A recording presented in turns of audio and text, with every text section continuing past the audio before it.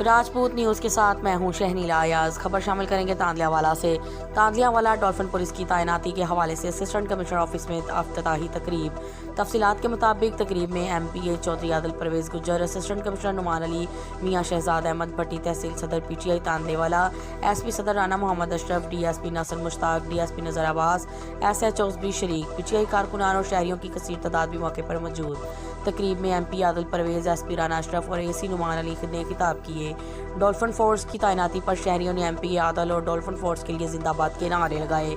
MPA Adil Parvez Gujjar ने assistant commissioner SPO दीगर के हमरा रिबन काट कर दुआ की। डॉल्फिन फोर्स की तैनाती से शहर में जराइम की शरह पर काबू पाया जा सकेगा। इब्तदाई मरहला में 4 डॉल्फिन मोटरसाइकिल और 9 मुलाजमीन तैनात हैं।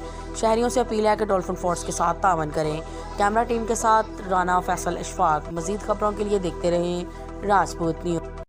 है मेरे प्यारे वतन, तुझ पे अगर जाऊं निसार,